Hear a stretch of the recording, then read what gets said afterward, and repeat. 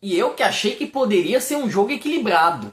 Rapaz, que negócio que aconteceu antes no Morumbi. Vamos falar de São Paulo 2, Corinthians 0, tá bom? Mas antes eu peço que você, por favor, se inscreva, comente, compartilhe aqui no canal. A gente já tá chegando tão próximo dos 200 inscritos. Vamos continuar entregando material de qualidade para cada um de vocês que estão sempre se inscrevendo e fazendo a gente manter o nosso trabalho, tá bom? Ontem no Morumbi, né, para mais de 40 mil pessoas, a gente teve 2-0 no São Paulo em cima do Corinthians com 2 gols do Luciano. Antes do jogo começar, o meu prognóstico era de que seria um empate em 1-1. Tanto que mais pra frente eu vou mostrar aqui as estatísticas do jogo e os gols esperados até que batiam em 1-1. Mas por conta da situação dos dois times do que por qualquer outra coisa, tá? O São Paulo vinha num momento muito difícil, tá com um elenco muito enxuto, muita gente machucada. O Corinthians também é um time muito indisciplinado, toma muito cartão, acabou perdendo o Yuri Alberto por lesão, ainda não voltou, já tinha perdido o Mateuzinho e por aí vai. Eu imaginava que seria um jogo onde a bola é quem sofreria. Seria 1-1, 0-0, um jogo muito fraco tecnicamente. Mas tava muito errado. Não era pouco, muito errado mesmo, tá? O São Paulo ele entra num 3-5-2 com Rafael, o Arboleda, Alan Franco e Ferrarese. Na lateral direito, Cedric. Na ala esquerda, o Wendel, que foi um dos destaques do jogo, vou falar sobre ele. No meio de campo a gente tinha Bobadilha, Marcos Antônio e Oscar. Na frente, Luciano e André Silva. Foi a mesma formação que foi a Bragança, empatou com o Bragantino, né? O Corinthians, ele, como o Mateuzinho não jogou, ele foi com o Félix Torres no lugar do Mateuzinho, né? Ele colocou um zagueiro ali para fechar a lateral. E eu acho que foi o grande erro do Dorival, tá? Desde o começo do jogo, o São Paulo já começa em cima, até porque tá jogando em casa e tem a sua torcida, né? Pra dar aquele apoio, aquela famosa empurrância que a gente fala, né? O apoio moral da torcida, a gritaria, a torcida jogando junto e o Corinthians meio que se retraiu e o São Paulo foi pra cima nos primeiros minutos. E uma coisa que me chamou a atenção nos primeiros minutos é que a segunda bola era sempre do São Paulo. O São Paulo propunha jogo, o São Paulo chegava no ataque, o São Paulo perdia a bola, o São Paulo recuperava. A segunda bola era sempre do São Paulo. O Corinthians tinha mais gente no meio de campo, mas era o São Paulo que levava vantagem no meio de campo. Era incrível isso, tá? Partidaça do Marcos Antônio, por exemplo, que estava em todos os lugares do meio de campo. Aí eu vou falar do Wendel agora, tá? Por quê? Porque o lateral esquerdo do São Paulo era para ser o Enzo, não era para ser o Wendel.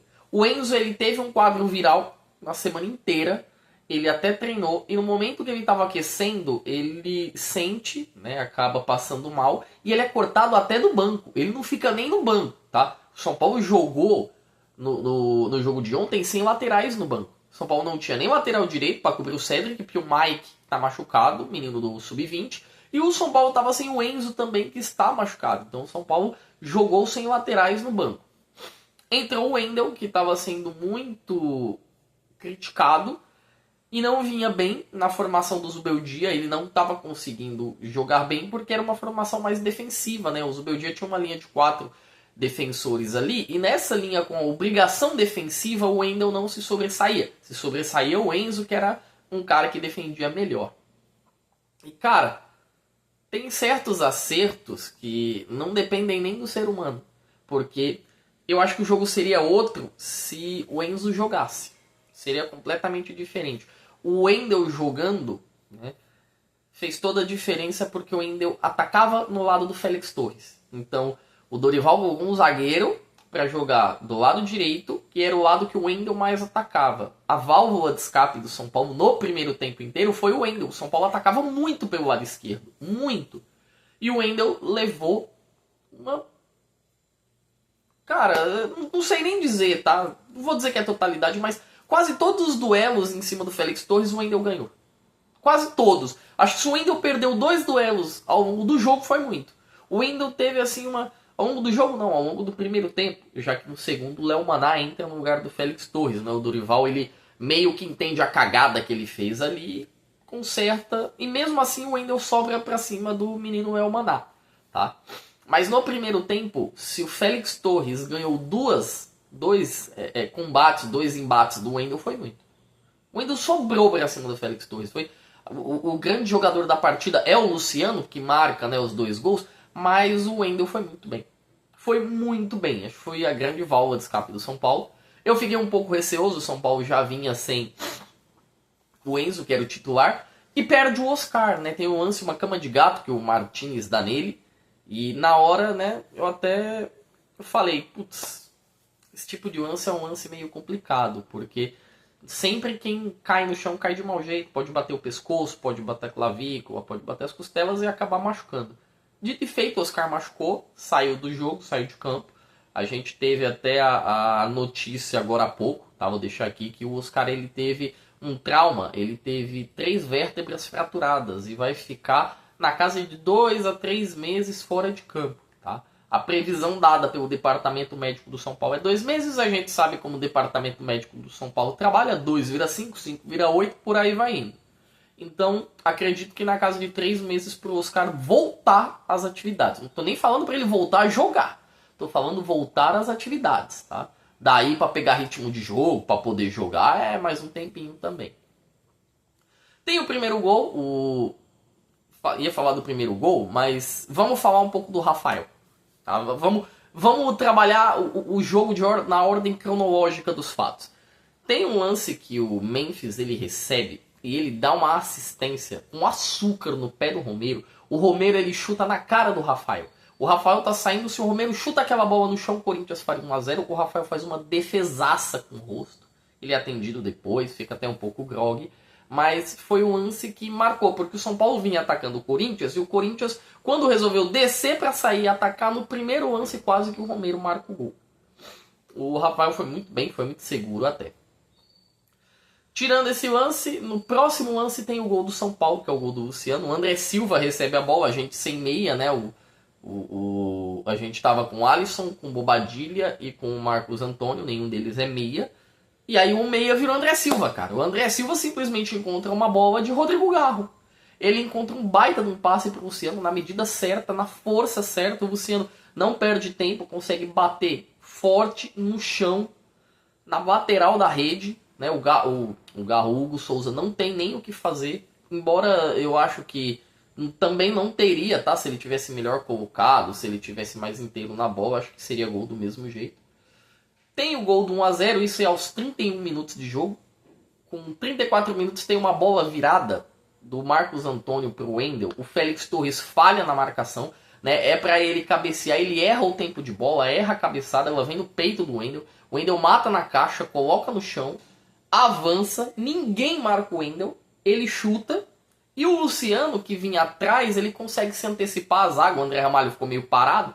Ele se antecipa e de carrinho marca o 2 a 0. Ali, meu amigo, acabou o jogo pro Corinthians. Porque o São Paulo estava ganhando toda a segunda bola. Ele vinha bem, ele estava gerando chances.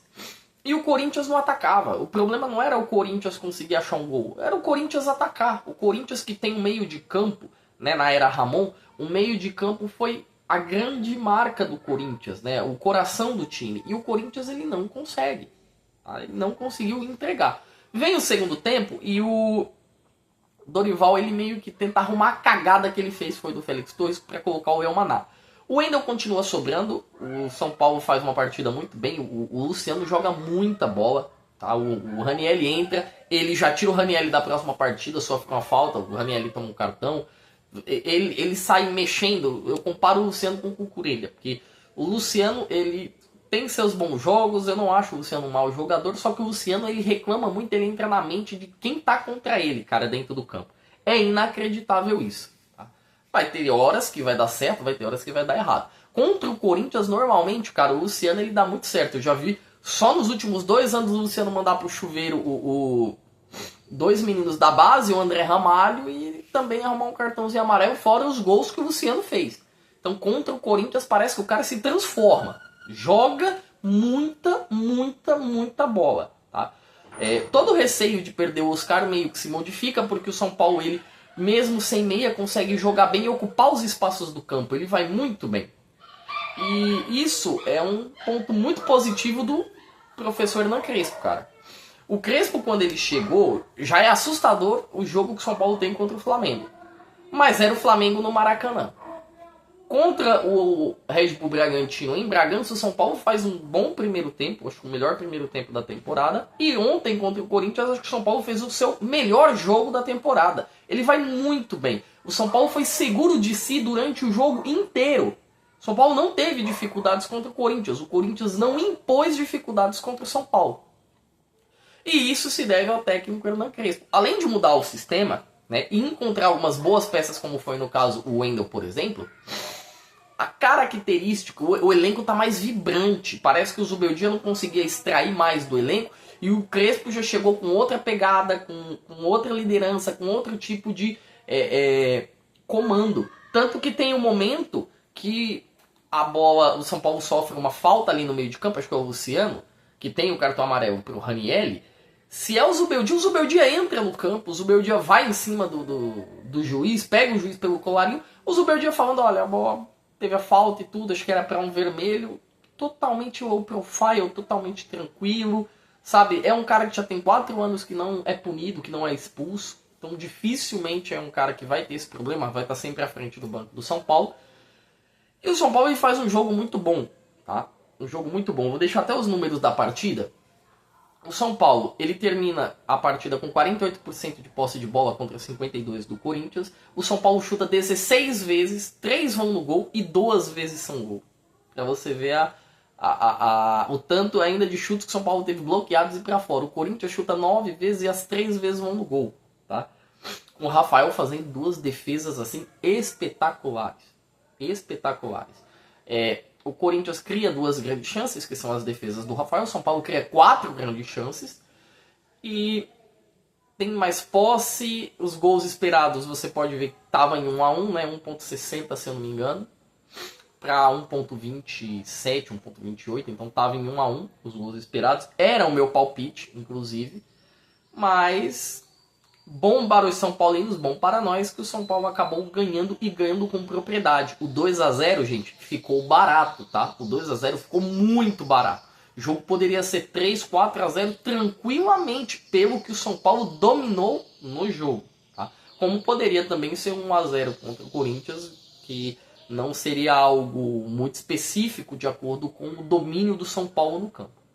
Falando tudo isso, a gente tem que falar que o Luciano é o pai dos caras. O Luciano é o pai dos caras. Toda vez que o Luciano joga contra os caras, o Luciano faz a farra. É inacreditável. Seja com gol, seja com assistência, seja tirando o jogador com expulsão. O Luciano, quando ele joga contra o Corinthians, o Luciano se transforma. Vira o Mbappé, vira o Haaland, vira, sei lá, o Bergkamp nos bons tempos, o Nedved. Não, o Luciano não é o Luciano. Vou falar que o Lucas vira um Messi quando enfrenta o Corinthians. O Luciano também é outra coisa inacreditável. Ou talvez, será que é porque eles viram tais jogadores contra o Corinthians ou é porque o Corinthians sente a pressão contra o São Paulo? Se eu estou falando do Luciano, eu vou deixar aqui o histórico dos últimos jogos entre São Paulo e Corinthians. Cara, o Corinthians tem uma vitória. Uma vitória. Se a gente pegar jogos no Morumbi em campeonatos brasileiros, o São Paulo tem exatamente 15 jogos de tabu. É o maior tabu do Brasil no Campeonato Brasileiro entre São Paulo e Corinthians. A última vez que o São Paulo perdeu para o Corinthians no Campeonato Brasileiro foi em 2010. O goleiro nem o Cássio era, tá? Nem o Cássio era pra gente poder falar sobre esse tipo de coisa. Nem o Cássio era. Nem o Tite era o treinador ainda do Corinthians. Pra ver como que era longínqua a época que o Corinthians se fez vitorioso dentro do Morumbi no Campeonato Brasileiro. Tirando o Campeonato Brasileiro, a última vitória do Corinthians foi em 2023, se eu não me engano, 2022, tá? Em Majestosos, que foi na Copa do Brasil, na Arena Neoquímica, né? Lá no Quimicão, vamos dizer assim. Agora, se a gente tirar o Quimicão e colocar somente vitórias no Morumbi ao longo do jogo, ao longo do Majestoso, somente contar o Majestoso, a última vitória do Corinthians no Majestoso e no Morumbi foi em 2017, no Campeonato Paulista. Cara, é praticamente uma década. É praticamente uma década que o Corinthians não ganha no Morumbi. Não é possível que os caras comecem a fazer cocô mole quando entra no Morumbi, velho. Tá faltando tesão, tá faltando força, tá faltando uma leitura de jogo mais nítida pro Dorival. Eu acho que o Dorival errou em escalar o Memphis. O Memphis, ele nitidamente não tá querendo jogar, nitidamente ele tá no modo vampeta, finge que paga, que eu finge que jogo. Ele erra também em colocar o Félix Torres, mas aí eu até entendo o pensamento do Dorival, né? O Léo Mané é um menino novo, tem problemas de marcação. Ele talvez imaginou que poderia fechar, né, a lateral direita com o Félix Torres. Ok, aí já é uma questão dele, né? Mas nada disso adiantou. O Crespo dá um bom cartão de visitas, né? São Paulo meio que dá uma respirada, sai da 16ª posição, fica em 13º no campeonato. O Corinthians está em 10º. As duas equipes muito próximas das últimas vitórias que o Corinthians, das últimas partidas que o Corinthians teve só uma vitória contra o Ceará, com o Dorival. Então os dois times estão bem próximos ali, tanto em futebol, quanto em apresentação, quanto em nível técnico. Mas quero ver como que vai ser agora, né, o mais pra frentemente do São Paulo e o mais pra frentemente do Corinthians. E assim, gente, acabou o jogo. Tem que ter o momento da zoeira aqui. Eu quero que chupe vocês tudo. Luiz, o gordo obeso do trabalho que vive me enchendo o saco, chupa você. Chupa o Pichita também, que morreu o cachorro, morreu o hamster e sei lá o que. Chupa vocês tudo, chupa o comandante, Cauê, cadela gorda lá do serviço. Chupa você também, meu irmão. Não tô nem aí pra vocês. Chupa vocês tudo. Do grupo aí, ó, chupa o Gambarino, Gustavo, Eduardo que fica malhando, se agarrando com os homens na academia. Chupa você também, meu irmão. André, o maior 171 que eu já conheci. Chupa você também, meu querido. Um ótimo domingo pra vocês e que vocês possam aproveitar a derrota de vosso Coringão, tá bom?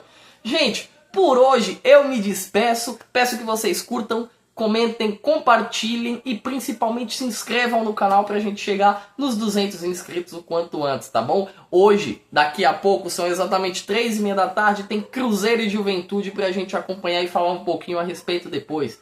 Por enquanto, gente, eu me despeço. Tchau!